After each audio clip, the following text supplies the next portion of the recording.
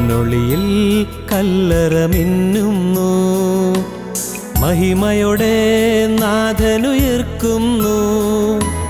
മുറിവുകളാൽ മൂടിയ മേനീതാ നിറവോലും പ്രഭയിൽ മുഴുകുന്നു. പൊന്നൊളിയിൽ കല്ലറ മിന്നുന്നു, മഹിമയോടെ നാഥനുയർക്കുന്നു. മുറിവുകളാൽ മൂടിയ മേനീതാ നിറവോലും പ്രഭയിൽ മുഴുകുന്നു.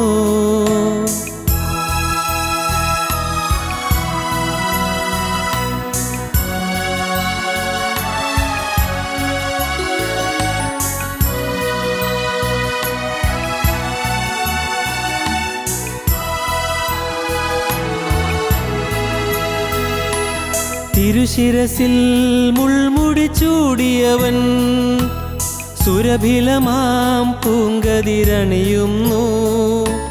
കണ്ണീരിൽ മുങ്ങിയ നയനങ്ങൾ കനകം പോൽ മിന്നി വിളങ്ങുന്നു. തിരുശിരസിൽ മുൾമുടി ചൂടിയവൻ സുരഭിലമാം പൂങ്കതിരണിയുന്നു. കണ്ണീരിൽ മുങ്ങിയ നയനങ്ങൾ കനകം പോൽ മിന്നി വിളങ്ങുന്നു. പൊന്നൊളിയിൽ കല്ലറ മിന്നുന്നു, മഹിമയോടെ നാഥനുയർക്കുന്നു. മുറിവുകളാൽ മൂടിയ മേനീതാ നിറവോലും പ്രഭയിൽ മുഴുകുന്നു.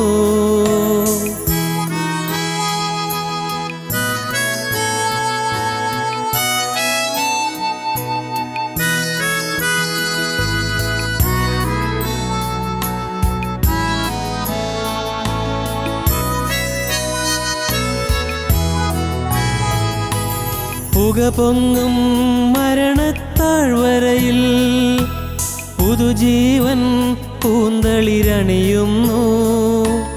മാനവരും സ്വർഗനിവാസികളും വിജയാനന്ദത്തിൽ മുഴുകുന്നു. പുക പൊങ്ങും മരണത്താഴ്വരയിൽ പുതുജീവൻ പൂന്തളിരണിയുന്നു.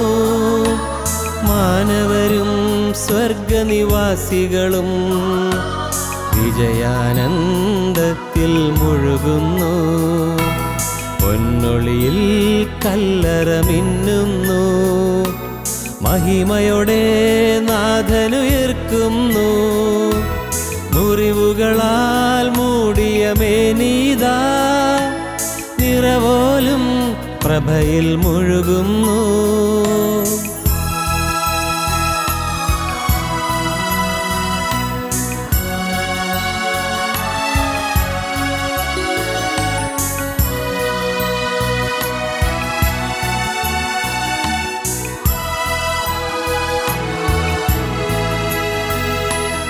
എൻ പേർക്കായി യേശു മരിച്ചതിനാൽ യേശുവിനായി ഇനി ഞാൻ ജീവിക്കും.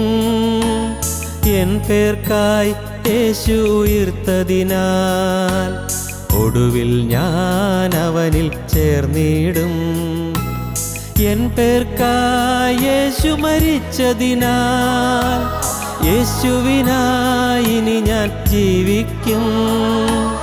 എൻ പേർക്കായി യേശു ഉയർത്തതിനാൽ ഒടുവിൽ ഞാൻ അവനിൽ ചേർന്നിടും. പൊന്നൊളിയിൽ കല്ലറ മിന്നുന്നു, മഹിമയോടെ നാഥനുയർക്കുന്നു. മുറിവുകളാൽ മൂടിയ മേനീതാ നിറവോലും പ്രഭയിൽ മുഴുകുന്നു. പൊന്നൊളിയിൽ കല്ലറ മിന്നുന്നു, മഹിമയോടെ നാഥനുയർക്കുന്നു. മുറിവുകളാൽ മൂടിയ മേനീതാ നിറവോലും പ്രഭയിൽ മുഴുകുന്നു. നിറവോലും പ്രഭയിൽ മുഴുകുന്നു. ഞങ്ങളും ക്രൂശിക്കപ്പെട്ട ക്രിസ്തുവിനെ പ്രസംഗിക്കുന്നു. ദൈവ തിരുനാമത്തിന് മഹത്വം ഉണ്ടാകട്ടെ. ഉൽപ്പത്തി പുസ്തകം 18-ാം അധ്യായം 1-2 വാക്യങ്ങൾ നമുക്ക് വായിച്ചു കേൾക്കാം. അനന്തരം യഹോവ അവന് മമ്രയുടെ തോപ്പിൽ വെച്ച് പ്രത്യക്ഷനായി. വെയിലുറച്ചപ്പോൾ അവൻ കൂടാരവാതിക്കൽ ഇരിക്കുകയായിരുന്നു. അവൻ തലപൊക്കി നോക്കിയപ്പോൾ 3 പുരുഷന്മാർ തൻ്റെ നേരെ നിൽക്കുന്നത് കണ്ടു. അവരെ കണ്ടപ്പോൾ അവൻ കൂടാരവാതിക്കൽ നിന്ന് അവരെ എതിരേൽപ്പാൻ ഓടിച്ചെന്ന് നിലം വരെ കുനിഞ്ഞു. അബ്രഹാമിൻ്റെ ജീവിതത്തിലെ വളരെ നിർണായകമായ മറ്റൊരവസരമാണ് നാം ഇപ്പോൾ കാണുന്നത്, നാം ചിന്തിക്കാൻ തുടങ്ങുന്നത്. അബ്രഹാമിനെ ദൈവം പ്രത്യക്ഷപ്പെട്ടത് 75-ാമത്തെ വയസ്സിലാണ്. ഇപ്പോൾ വർഷം 24 കഴിഞ്ഞിരിക്കുന്നു. അന്ന് ദൈവം അബ്രഹാമിന് നല്ലൊരു വാഗ്ദത്തം നൽകി.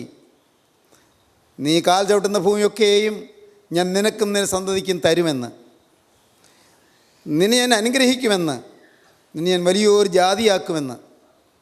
അബ്രഹാം അന്ന് ദൈവത്തിൻ്റെ സന്നിധിയിൽ അബ്രഹാം തലനിവർത്താൻ കഴിവില്ലാതെ ക്ഷീണിതനായി തളർന്ന് മ്ലാനവദനായി ഇരിക്കുകയായിരുന്നു.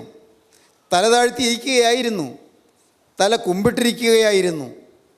വളരെ വൈക്ലഭ്യം പൂണ്ട് വളരെ അവശനിലയിൽ ക്ഷീണിതനായി നിരാശനായി അബ്രഹാം ഇരിക്കുമ്പോഴാണ് ദൈവം അബ്രഹാമിൻ്റെ അരികത്ത് വന്ന് അബ്രഹാമിനോട് പറഞ്ഞത്, നീ തല പൊക്കിക്കൊള്ളുക എന്ന്. നീ തലപൊക്കി നോക്കുക, നീ ദേശത്ത് നെടുകയും കുറുകയും സഞ്ചരിക്കുക, നീ കാണുന്ന ഭൂമിയൊക്കെയും ഞാൻ നിനക്കും നിൻ്റെ സന്തതിക്കും തരുമെന്ന്. വ്യക്തമായി 75-ാമത്തെ വയസ്സിൽ അബ്രഹാമിനൊരു വാഗ്ദത്തം കിട്ടി. അബ്രഹാമിന് മക്കൾ ഉണ്ടാകുമെന്ന്. കടൽക്കരയിലെ മണൽ പോലെയും ആകാശത്തിൽ നക്ഷത്രം പോലെയും സന്തതി പരമ്പരകൾ ജനിക്കുമെന്ന് അബ്രഹാമിന് വാഗ്ദത്തം കിട്ടി. വർഷങ്ങൾ മുന്നോട്ട് പോയി. പ്രിയപ്പെട്ടവരെ, അബ്രഹാമിൻ്റെ ജീവിതത്തിൽ അബ്രഹാമിൻ്റെ ഭാര്യയായ സാറ ഇപ്പോഴും മച്ചിയാണ്. അവൾക്കിപ്പോൾ 89 വയസ്സായി. അബ്രഹാമിന് 99 വയസ്സായി. 24 കൊല്ലം വാഗ്ദത്തം ലഭിച്ചതിന് ശേഷം 24 കൊല്ലം അബ്രഹാം വളരെ പ്രതീക്ഷയോടെ കാത്തിരുന്നു. എല്ലാം തീർന്നു. അബ്രഹാമിൻ്റെ ശരീരത്തിൻ്റെ ഓജസ്സും ശരീരത്തിൻ്റെ തേജസ്സും പോയി. അബ്രഹാം ക്ഷീണിച്ച് വിവശനായി. അബ്രഹാം തളർന്നു. ശരീരം തളർന്നു, മനസ്സും തളർന്നു, പ്രതീക്ഷ തളർന്നു, ആശ തളർന്നു, ആഗ്രഹങ്ങൾ തളർന്നു, എല്ലാം തീർന്നു. അബ്രഹാം ഒരു ഉണക്കക്കൊമ്പ് പോലെയായി. ഉണക്കക്കമ്പ് പോലെയായി. സാറായോ, സാറ സ്ത്രീകളുടെ പീരിയഡ്സ് നിന്ന് പോയിരുന്നു. പതിവ് നിന്ന് പോയിരുന്നാണ് വേദപുസ്തകം പറയുന്നത്. സ്ത്രീകളുടെ പതിവ് നിന്ന് പോയിരുന്നു. ഇനിയൊരു കുഞ്ഞുണ്ടാകുമെന്നുള്ള പ്രതീക്ഷയില്ല. ദൈവം തന്ന വാഗ്ദത്തം നിറവേറിയില്ലല്ലോ. സങ്കടഭാരത്തോടെ തല താഴ്ത്തിയിരിക്കുകയാണ്. അബ്രഹാം കൂടാരവാതിക്കലിരിക്കുന്നു. സാറ അങ്ങ് കൂടാരത്തിൻ്റെ ഉള്ളിൽ അവിടെ ഇരുന്ന് നെടുവീർപ്പിടുന്നു. 2 പേരും വൃദ്ധർ, വാർദ്ധക്യം ബാധിച്ചു. അബ്രഹാം കൂടാരവാതിക്കൽ ഇങ്ങനെ തല താഴ്ത്തിയിരിക്കുകയാണ്. എന്തെല്ലാമോ ഓർക്കുന്നു. ശൂന്യത മാത്രം, ഏകാകിത മാത്രം. ആരുണ്ട്? വീട്ടിൽ അഭ്യാസികളുണ്ട്, ശരിയാണ്. പക്ഷേ എന്ത് ഫലം? ധാരാളം പേരുണ്ട്, ശരിയാണ്. പക്ഷേ ഉണ്ടാകേണ്ട ആളുണ്ടായിട്ടില്ല. ഉണ്ടാകുമെന്ന് പ്രതീക്ഷിച്ച ആളുണ്ടായിട്ടില്ല. ഒരു കുഞ്ഞുണ്ടായിട്ടില്ല. അബ്രഹാമിന് പ്രതീക്ഷ നഷ്ടപ്പെട്ടതുകൊണ്ട് തളർന്ന് നിരാശനായിരിക്കുന്ന സമയം. സാറ അതുപോലെ തന്നെ ഒറ്റപ്പെട്ടവളായിരിക്കുകയാണ്. എല്ലാ ഭാവി പ്രതീക്ഷകളും തകർന്നിരിക്കുകയാണ്. സ്നേഹിതരെ, ഇത് വളരെ വ്യക്തമായ ചില ചിത്രങ്ങൾ നമ്മുടെ മുന്നിൽ കൊണ്ടുവരുന്നുണ്ട്.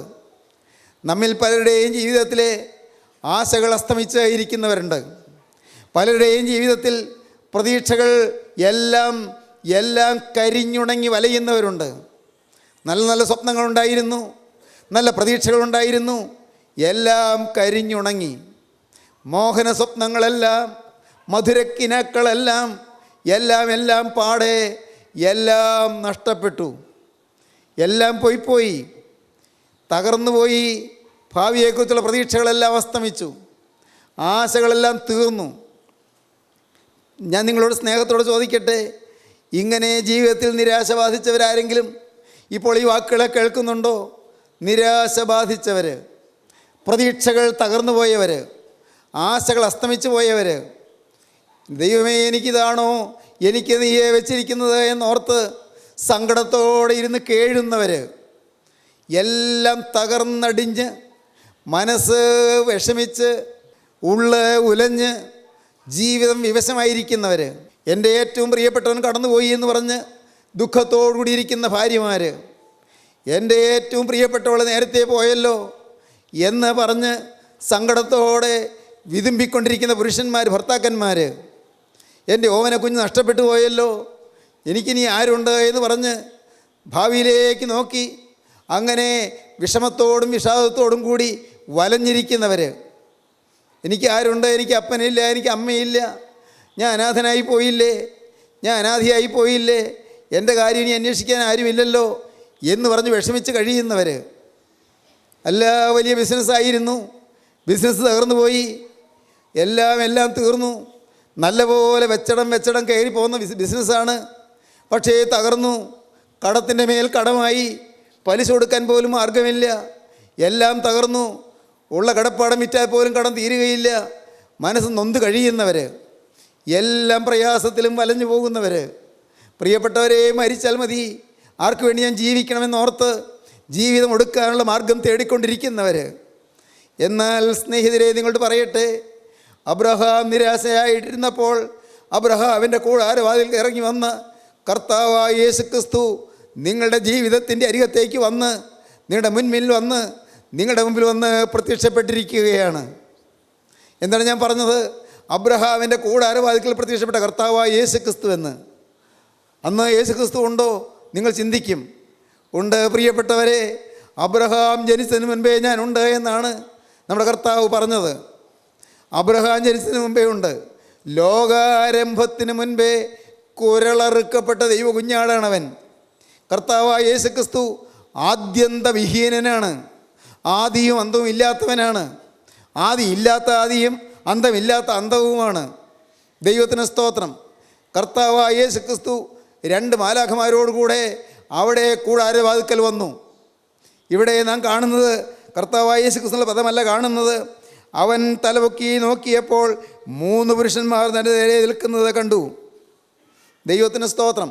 3 പുരുഷന്മാർ നിൽക്കുന്നത് കണ്ടു. ചില വേദപണ്ഡിതന്മാർ പറഞ്ഞു അത് തൃത്വം വെളിപ്പെടുന്ന ബൈബിളിലെ 1-ാമത്തെ സീൻ ആണ് എന്ന്. വേദപുസ്തകത്തിൽ പിതാവ്, പുത്രൻ, പരിശുദ്ധാത്മാവ് ഒരുമിച്ച് പ്രത്യക്ഷപ്പെടുന്ന ഭാഗം അതാണ് എന്ന് പറയുന്ന വേദപണ്ഡിതന്മാരുണ്ട്. ഞാനത് വായിക്കാഞ്ഞിട്ടല്ല, പക്ഷേ വ്യക്തമാണ്, ഇത് കർത്താവായ യേശുക്രിസ്തു ആണ് എന്നത് വ്യക്തമാണ്. കാരണം ഈ അധ്യായം തീരുമ്പോൾ യേശുക്രിസ്തു അബ്രഹാമിൻ്റെ കൂടെ നിൽക്കുന്നു. അതാ ഒരു പുരുഷൻ അബ്രഹാമിൻ്റെ കൂടെ നിൽക്കുന്നു. 2 ദൂതന്മാർ അങ്ങ് സോദോമിലേക്ക് പോകുന്നു. ദൈവത്തിന് സ്തോത്രം. 3 പേര് വന്നു. കർത്താവായ യേശുക്രിസ്തു 2 ദൂതന്മാരോട് ചേർന്ന് അവിടെ അബ്രഹാമിൻ്റെ കൂടാരവാതിൽക്കൽ പ്രത്യക്ഷപ്പെട്ടിരിക്കുകയാണ്. അതിനെന്താണ് വേറൊരു തെളിവ്? എന്താണ്? അവൻ തലപൊക്കി നോക്കിയപ്പോൾ 3 പുരുഷന്മാർ തൻ്റെ നേരെ നിൽക്കുന്നത് കണ്ടു. അവരെ കണ്ടപ്പോൾ അവൻ കൂടാരവാതിൽക്കൽ നിന്ന് അവരെ എതിരേൽപ്പാൻ ഓടിച്ചെന്ന് നിലം വരെ കുനിഞ്ഞ്, യജമാനെ, എന്നോട് കൃപയുണ്ടെങ്കിൽ അടിയനെ കടന്നു പോകരുതേ. യജമാനെ എന്ന് വിളിക്കുകയാണ്. അബ്രഹാം ജീവനുള്ള ദൈവത്തെ തിരിച്ചറിഞ്ഞു. യജമാനെ എന്നാണ് വിളിക്കുന്നത്. അവിടെ 3 പുരുഷന്മാർ വന്നെങ്കിലും അബ്രഹാം യജമാനെ എന്ന് വിളിച്ച് ക്രിസ്തുവിനോട് സംസാരിക്കുകയാണ്. തുടർന്ന് സംസാരിക്കുമ്പോൾ ഈ ജീവനുള്ള ദൈവം അബ്രഹാമിനോട് പറയുന്നു, ഞാൻ ചെയ്യുവാനിരിക്കുന്നത് എൻ്റെ ദാസനായ അബ്രഹാമിനോട് ഞാൻ മറച്ചു വയ്ക്കുമോ? ദൂതന്മാർ പോയതിന് ശേഷമാണിത് പറയുന്നത്. 2 ദൂതന്മാർ പോയതിന് ശേഷമാണ് പറയുന്നത്, ഞാൻ ചെയ്യുവാനിരിക്കുന്നത് എൻ്റെ ദാസനായ അബ്രഹാമിനോട് ഞാൻ മറച്ചു വയ്ക്കുമോ? സ്നേഹിതരെ, വേദപുസ്തകത്തിൽ ദൂതൻ എന്ന് കാണുന്ന പല ഭാഗങ്ങളും, ദൂതൻ എന്ന് പ്രത്യേകിച്ച് കാണുന്നത് പല ഭാഗങ്ങളും യേശുക്രിസ്തുവിനെ കാണിക്കുകയാണ്. ഇപ്പോഴത്തെ ചിന്താവിഷയം അതല്ലാത്തതിനാൽ അതിലേക്കിപ്പോൾ ഞാൻ കടക്കുന്നില്ല. പക്ഷേ ഇവിടെ യേശുക്രിസ്തു 2 മാലാഖമാരുടെ അകമ്പടിയോടുകൂടെ പരിവാര സമേതനായി തൻ്റെ ദാസൻ്റെ കൂടാരവാതിൽക്കൽ പ്രത്യക്ഷപ്പെട്ടിരിക്കുന്നു. 75-ാമത്തെ വയസ്സിൽ വാഗ്ദത്തം കിട്ടിയ അബ്രഹാമിന് ഇടയ്ക്കിടയ്ക്ക് ദൈവ വാഗ്ദത്തം കിട്ടിക്കൊണ്ടിരുന്നു. പക്ഷേ ഈ കഴിഞ്ഞ ഏതാണ്ട് 24 കൊല്ലമായി അബ്രഹാമിന് ദൈവിക വാഗ്ദത്തങ്ങളോ ദൈവിക പ്രത്യക്ഷതകളോ കിട്ടുന്നില്ല.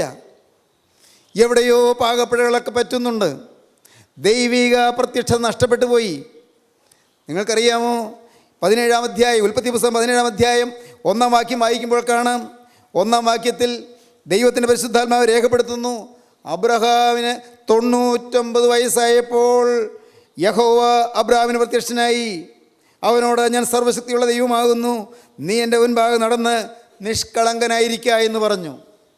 ദൈവം പ്രത്യക്ഷനാകുമ്പോൾ ജീവനുള്ള ദൈവം മനുഷ്യന് കൊടുക്കുന്നൊരു ഉറപ്പുണ്ട്. എനിക്ക് സർവ്വശക്തിയുണ്ട് എന്ന് നീ മനസ്സിലാക്കുന്നുണ്ടോ? നിന്നെക്കൊണ്ട് അസാധ്യമെന്ന് തോന്നുന്നത് സാധിപ്പിച്ചു തരാൻ എനിക്ക് ശക്തിയുണ്ട് എന്ന് നീ കരുതുന്നുണ്ടോ? നിനക്ക് അസാധ്യമായി സാധിപ്പിച്ചു തരാനാണ് ശക്തനായവൻ വലിയവ ചെയ്യുവാൻ നിൻ്റെ അരികിലേക്ക് വരുന്നത്. ഞാൻ സർവ്വശക്തിയുള്ള ദൈവമാകുന്നു.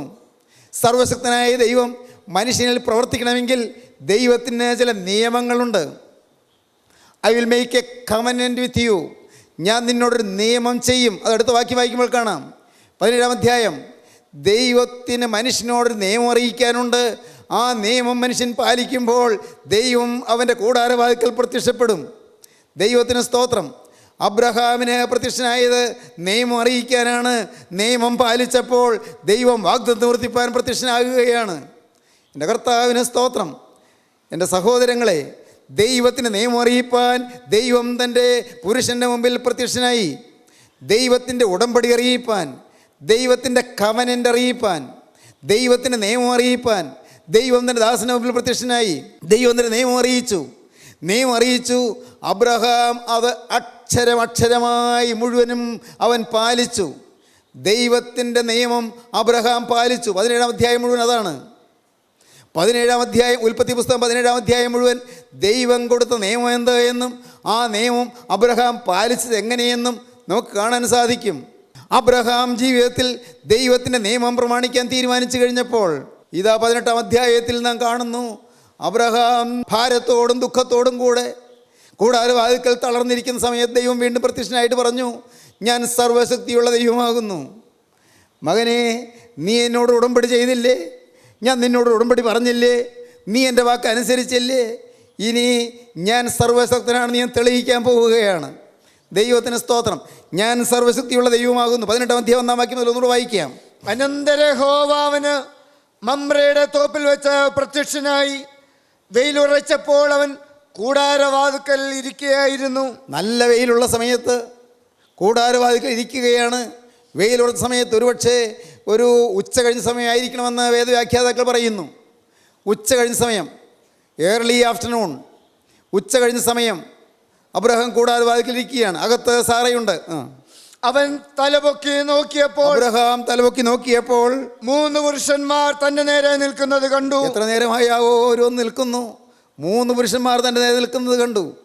ഉടമ്പടി പാലിച്ചു കഴിഞ്ഞപ്പോൾ മുതൽ ഈ 3 പുരുഷന്മാർ അവിടെ കൂടാരവാതിൽക്കൽ നിൽക്കുകയാണ്. അബ്രഹാമിൻ്റെ കൂടാരത്തിലുള്ളവരെല്ലാവരും ഉടമ്പടി പാലിച്ചു കഴിഞ്ഞപ്പോൾ അബ്രഹാമിൻ്റെ കൂടാരത്തിലുള്ളതായ ജേലക്കാരും അബ്രഹാമിൻ്റെ സേവകരുമെല്ലാം ഉടമ്പടി പാലിച്ചു കഴിഞ്ഞപ്പോൾ ദൈവം അബ്രഹാമിൻ്റെ അരികിലേക്ക് വന്ന് അവിടെ കൂടാരവാതിൽക്കൽ നിൽക്കുകയാണ്. ദൈവവേദിയിലെ ഞാൻ നിന്നോട് മർമ്മപ്രധാനമായൊരു കാര്യം പറഞ്ഞു തരാം. ദൈവത്തിന് സ്തോത്രം. നിൻ്റെ ജീവിതത്തിൽ ദൈവത്തിൻ്റെ സന്നിധിയിൽ നീ ഉടമ്പടി പുതുക്കിക്കൊണ്ട്, തീരുമാനം പുതുക്കിക്കൊണ്ട് ദൈവസന്നിധിയിൽ നിൻ്റെ തീരുമാനം നീ പാലിക്കാൻ തയ്യാറായാൽ ദൈവം നിൻ്റെ മുമ്പിൽ വന്ന് കാത്തു നിൽക്കും.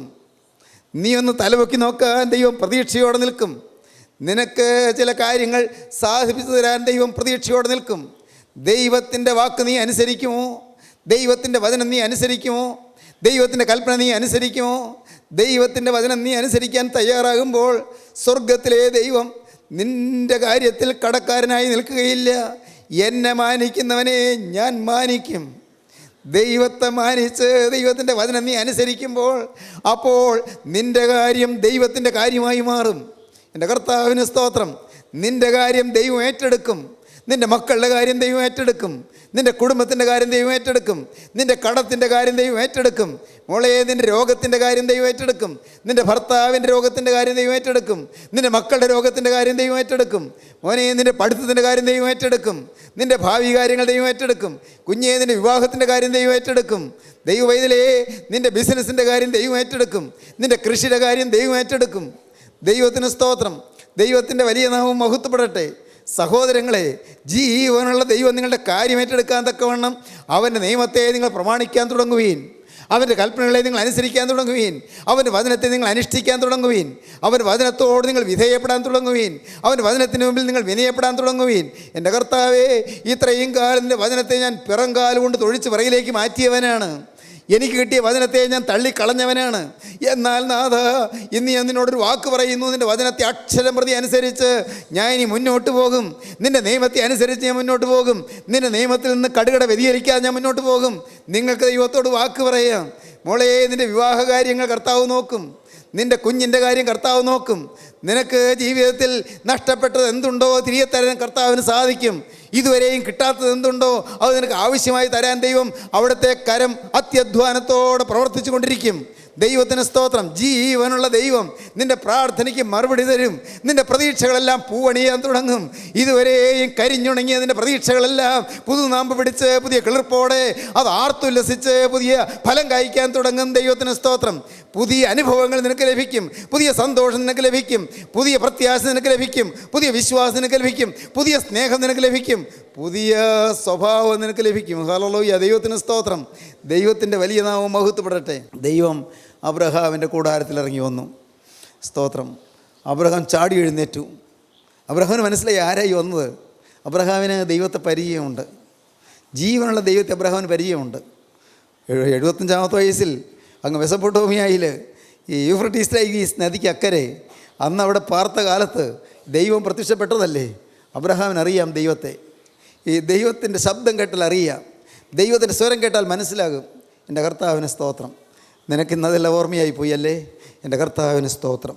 കുഞ്ഞെ, നിനക്കതെല്ലാം ഇന്ന് ഓർമ്മയായിപ്പോയി. ഒരു കാലത്ത് ദൈവശബ്ദം കേട്ടവരുടെ ഇരിപ്പില്ലേ. ഒരു കാലത്ത് ദൈവശബ്ദം കേട്ടവർ, ദൈവത്തിൻ്റെ വചനം കേട്ടവർ. ദൈവത്തിന് സ്തോത്രം. ദൈവത്തിൻ്റെ റീമ കേട്ടവർ. എന്താണത്? ദൈവം നേരിട്ട് സംസാരിച്ചത് അനുഭവിച്ച ദൈവമക്കൾ. ദൈവത്തിന് സ്തോത്രം. കർത്താവ് നേരിട്ട് സംസാരിക്കുന്നത് കേട്ട് ജീവിതം കുളിർത്ത ദൈവമക്കൾ, ആശ്വാസം പ്രാപിച്ച ദൈവമക്കൾ. സ്തോത്രം. വലഞ്ഞ് വിഷമിച്ച സമയത്ത് ജീവനുള്ള ക്രിസ്തു വന്ന് നിങ്ങളുടെ പുറം തലോടി തന്നുകൊണ്ട്, കണ്ണുനീര് തുടച്ച് തന്നുകൊണ്ട്, ആശ്വസിപ്പിച്ചതും സാന്ത്വനം തന്നതും രോഗസൗഖ്യം തന്നതും എല്ലാം അനുഭവിച്ച ദൈവമക്കളുടെ ഇരിപ്പുണ്ട്. കർത്താവിന് സ്തോത്രം. മകനെ, ഇന്ന് ദൈവശബ്ദം കേൾക്കാതായി അല്ലേ. ഇന്ന് വർഷങ്ങളായി ശബ്ദമില്ല അല്ലേ. ദൈവിക പ്രത്യക്ഷത നഷ്ടപ്പെട്ടു പോയി അല്ലേ. എൻ്റെ കർത്താവിന് സ്തോത്രം. ജീവനുള്ള ദൈവത്തിൻ്റെ പ്രത്യക്ഷത നിനക്ക് മടക്കിത്തരാനൊരു വ്യവസ്ഥ നിൻ്റെ മുമ്പിൽ വയ്ക്കുന്നു. എന്താണ് വ്യവസ്ഥ? മകനെ, എനിക്ക് നിന്നോടൊരു നിയമമുണ്ട് എന്നാണ് ദൈവം പറഞ്ഞത്. അബ്രഹാമിനോട് പറഞ്ഞതാണ്, എനിക്ക് നിന്നോട് ഒരു നിയമമുണ്ട്. 17-ാം അധ്യായത്തെ ആരംഭത്തിൽ പറയും, എനിക്ക് നിന്നോടൊരു നിയമമുണ്ട്, എനിക്ക് നിന്നോടൊരു കൽപ്പനയുണ്ട്, എനിക്ക് നിന്നോടൊരു ഉടമ്പടിയുണ്ട്. മോനെ, നീ അത് പാലിക്കാമോ? നീ തളർന്നിരിക്കേണ്ടവനല്ല. എൻ്റെ നിയമം നീ പാലിക്കാമോ? നീ എൻ്റെ ഉടമ്പടി പാലിക്കാമോ? എന്നോടുള്ള നിയമം നീ പാലിക്കാമോ? എന്നോട് നീ ചില വാക്കുകൾ പറഞ്ഞവനാണ്, അത് നിനക്ക് പാലിക്കാൻ പറ്റുമോ? എന്നാൽ ഞാൻ നിൻ്റെ ജീവിതത്തിൽ ചില അത്ഭുതങ്ങൾ ചെയ്യാൻ പോവുകയാണ്. ദൈവത്തിന് സ്തോത്രം. അബ്രഹാം തലപൊക്കി നോക്കിയപ്പോൾ 3 പുരുഷന്മാർ കൂടാരവാതിൽക്കൽ വന്ന് നിൽക്കുന്നത് കണ്ടു. എത്ര നേരമായി വന്ന് നിൽക്കുന്നു, എത്ര നേരമായി വന്ന് നിൽക്കുന്നു. സ്നേഹിത, നിൻ്റെ പിന്നാലെ കർത്താവായ യേശുക്രിസ്തു എത്ര കാലമായി നടന്നു തുടങ്ങിയിട്ട്. മകളെ, നിൻ്റെ പിന്നാലെ യേശുക്രിസ്തു എത്ര കാലമായി അവിടുന്ന് കെഞ്ചി യാചിച്ചുകൊണ്ട് കരം നീട്ടിക്കൊണ്ട് നിൻ്റെ പിന്നാലെ നടക്കുന്നു. മകനെ, നിൻ്റെ ഹൃദയം എനിക്ക് തരിക. എൻ്റെ മോളെ, നിൻ്റെ ഹൃദയം എനിക്ക് തരിക. എൻ്റെ കുഞ്ഞെ, ഞാൻ നിന്നെ അനുഗ്രഹിക്കട്ടെ, നിൻ്റെ ഭാവിയെ ശോഭനമാക്കട്ടെ എന്ന് പറഞ്ഞുകൊണ്ട് കർത്താവായ യേശുക്രിസ്തു നിനക്ക് അനുഗ്രഹങ്ങൾ തരാനായി, അവൻ നിൻ്റെ ജീവിതത്തിൽ ഒരിക്കൽ തന്ന വാഗ്ദത്തങ്ങൾ നിറവേറ്റാനായി അവൻ വന്ന് വാതിൽക്കൽ നിന്ന് മുട്ടിക്കൊണ്ടിരിക്കുന്ന സമയമാണ്. പ്രിയപ്പെട്ടവരെ, അവന് വേണ്ടി നിങ്ങൾ വാതിൽ നീ അടച്ചു പിടിക്കരുത്. ഇല്ല കർത്താവേ, ഇല്ല, ഇനിയും കാലം കഴിയട്ടെ, പിന്നെ ആകട്ടെ, വൈകട്ടെ നിങ്ങൾ പറയരുത്. ജീവനുള്ള ക്രിസ്തുവാണ് വന്ന് വാതിൽക്കൽ മുട്ടുന്നത്. ഞാൻ വാതിൽക്കൽ നിന്ന് മുട്ടുന്നു. ആരെങ്കിലും എൻ്റെ ശബ്ദം കേട്ട് വാതിൽ തുറന്നാൽ ഞാൻ അകത്ത് ചെന്ന് ഞാൻ അവനോടും അവൻ എന്നോടും കൂടി അത്താഴം കഴിക്കുമെന്നാണ് എൻ്റെ യേശു പറയുന്നത്. യേശു ഇതാ വന്ന് നിൽക്കുന്നു. അവനിതാ വാതിൽക്കൽ മുട്ടുന്നു. അവൻ നിങ്ങളെ പേർ ചൊല്ലി വിളിക്കുന്നു. അവൻ അവൻ സ്നേഹത്തോട് നിങ്ങളെ മാടി മാടി അടുപ്പിക്കുന്നു. അവൻ നിങ്ങളുടെ ഓരോരുത്തരുടെയും ഹൃദയം കാണുന്നു. അവൻ നിങ്ങളുടെ അവസ്ഥ അറിയുന്നു. നിങ്ങളുടെ ഏങ്ങലടികൾ അവൻ കേൾക്കുന്നു. നിങ്ങളുടെ നെടുവീർപ്പുകൾ അവൻ കേൾക്കുന്നു. നിങ്ങളുടെ ഹൃദയത്തിൻ്റെ വിഷാദഭാവം അവൻ കാണുന്നു. നിങ്ങളുടെ നിരാശ അവൻ അറിയുന്നു. നിങ്ങളുടെ ഭാവിയെക്കുറിച്ചുള്ളതായ നിങ്ങളുടെ വേദനാ വിഷയങ്ങൾ അവൻ കാണുന്നു. എല്ലാറ്റിനും പരിഹാരം തരാമെന്ന് പറയുന്നു. ആവശ്യഭാരങ്ങളെല്ലാം ഏൽപ്പിച്ചു കൊടുക്കൂ പ്രിയപ്പെട്ടവരെ. യഹോവയിൽ ആശ്രയിച്ച് നന്മ ചെയ്യുക. ദേശത്ത് പാർത്ത് വിശ്വസ്തത ആചരിക്കുക. യഹോവയിൽ തന്നെ രസിച്ചു കൊള്ളുക. അവൻ നിന്റെ ഹൃദയത്തിലെ ആഗ്രഹങ്ങളെ നിനക്ക് തരും. നിന്റെ വഴി യഹോവയെ ഫലമേൽപ്പിക്കുക. അവനിൽ തന്നെ ആശ്രയിക്കുക. അവനത് നിർവഹിക്കും. ഹല്ലേലൂയ. ദൈവത്തിന് സ്തോത്രം. ആഗ്രഹങ്ങൾ സാധിച്ചു തരും ദൈവം. അവർ ആഗ്രഹിച്ച ശുഭ തുറമുഖത്ത് അവരെ എത്തിച്ചു എന്നൊരു വാക്യമുണ്ട് ബൈബിളിൽ. സങ്കീർത്തനത്തിലാണ്. അവർ ആഗ്രഹിച്ച ശുഭ തുറമുഖത്ത് അവരെ എത്തിച്ചു. എൻ്റെ കർത്താവിന് സ്തോത്രം. അവൻ നിങ്ങളെ അനുഗ്രഹിക്കാൻ കടന്നു വന്ന് നിൽക്കുകയാണ്. അവൻ്റെ നേരെ നിങ്ങളുടെ കരം നിങ്ങൾ നീട്ടിക്കൊടുക്കുമോ? കർത്താവേ, ഇത്രയും കാലം ഞാൻ എൻ്റെ ഹൃദയം അടച്ചു പിടിച്ചിരുന്നു. എൻ്റെ പിറകെ നടന്ന് എൻ്റെ പിന്നാലെ കെഞ്ചിക്കൊണ്ട് നടന്ന എൻ്റെ യേശുവിൻ്റെ സ്നേഹത്തെ ഞാൻ കണ്ടില്ല. ആ കുരിശിലെ സ്നേഹത്തെ ഞാൻ നോക്കിയില്ല. ആ ത്യാഗോജ്വലമായ സ്നേഹത്തെ ഞാൻ അറിഞ്ഞില്ല. ആ തിരുരക്തം ചിന്തിയ സ്നേഹത്തെ ഞാൻ കണ്ടില്ല. എൻ്റെ കർത്താവേ, എനിക്ക് വേണ്ടി നിൻ്റെ ചങ്ക് പെടഞ്ഞത് ഞാൻ ശ്രദ്ധിച്ചില്ല. കർത്താവേ, എന്നോട് ക്ഷമിക്കണം. കർത്താവേ, ആ തിരുരക്തത്തിൻ്റെ ഒരു തുള്ളി ഇപ്പോൾ എൻ്റെ നെറ്റിയിലൊന്ന് പുരട്ടി എന്നെ നീ ഒന്ന് മുദ്രയിട്ട് വേർതിരിക്കണം. കർത്താവേ, ആ തിരുരക്തത്തിൻ്റെ ഒരു തുള്ളി എൻ്റെ നെറ്റിയിലൊന്ന് പുരട്ടണമേ. പാവിയെ വീണ്ടെടുക്കുന്ന തിരുരക്തം, അശുദ്ധനെ വിശുദ്ധനാക്കുന്ന തിരുരക്തം. എൻ്റെ കർത്താവേ, എൻ്റെ നാഥ, എൻ്റെ ജീവിതത്തിൽ രൂപാന്തരം വരുത്തുന്ന തിരുരക്തം, കഴിഞ്ഞകാല പാപങ്ങളൊക്കെയും കഴുകിത്തരുന്ന തിരുരക്തം. എൻ്റെ കർത്താവേ, എണ്ണമില്ലാത്ത പാപങ്ങളെല്ലാം ക്ഷമിച്ചു തരുന്ന തിരുരക്തം ഇപ്പോൾ എൻ്റെ നെറ്റിമേൽ പുരട്ടി എന്നെ അനുഗ്രഹിക്കണമേ. എൻ്റെ പാപക്കറകൾ കഴുകണമേ. എന്നെ പുതിയ സൃഷ്ടിയാക്കി രൂപാന്തരപ്പെടുത്തണമേ. നീ എൻ്റെ പിന്നാലെ നടക്കുന്നത് കാണാൻ എൻ്റെ കണ്ണ് തുറക്കണമേ. എന്നെ വിശുദ്ധീകരിക്കണമേ. പാപക്കറകൾ ക്ഷമിക്കണമേ. എൻ്റെ കരുണയുള്ള കർത്താവിനിലേക്ക് ഇറങ്ങി ആവസിക്കണമേ. എൻ്റെ മേൽ ഇറങ്ങി വന്ന് എൻ്റെ മേൽ നിൻ്റെ അത്ഭുതം പ്രവർത്തിക്കണമേ. കരങ്ങൾ ഏൽപ്പിച്ചു കൊടുക്കുവീൻ, ജീവിതം ഏൽപ്പിച്ചു കൊടുക്കുവീൻ, ഹൃദയം ഏൽപ്പിച്ചു കൊടുക്കുവീൻ, ആളത്വം ഏൽപ്പിച്ചു കൊടുക്കുവീൻ. യേശുവിനോട് വാക്ക് പറയുവീൻ. നമുക്ക് സമർപ്പിക്കാം, നമുക്ക് പ്രാർത്ഥിക്കാം. കാരുണ്യവാനായി ഞങ്ങളുടെ സ്വർഗീയ പിതാവേ, ഈ അത്ഭുത നിമിഷങ്ങൾക്കായി സ്തോത്രം. കരുണയൂറുന്ന ശബ്ദങ്ങൾക്കായി സ്തോത്രം. കൃപയുടെ വചനങ്ങൾക്കായി സ്തോത്രം. ഞങ്ങളെല്ലാവരെയും അനുഗ്രഹിക്കുന്നതിനായി സ്തോത്രം. കർത്താവേ, നിൻ്റെ മക്കളുടെ മേലവിടുത്തെ കരം വെച്ചതിനായി സ്തോത്രം. രോഗികൾക്ക് സൗഖ്യം അരുളിയതിനായി സ്തോത്രം. ബന്ധനങ്ങൾ അഴിച്ചതിനായി സ്തോത്രം. ശാപങ്ങൾ ദൂരീകരിച്ചതിനായി സ്തോത്രം. ബാധകൾ അകറ്റിയതിനായി സ്തോത്രം. പൊന്നുകരത്തിലേക്ക് എല്ലാം ഏൽപ്പിക്കുന്നു. അവിടുത്തെ രണ്ടാമത്തോടു വേണ്ടി ഞങ്ങളെല്ലാവരെയും ഒരുക്കണമേ. യേശുവിൻ നാമത്തിൽ തന്നെ ആമീൻ.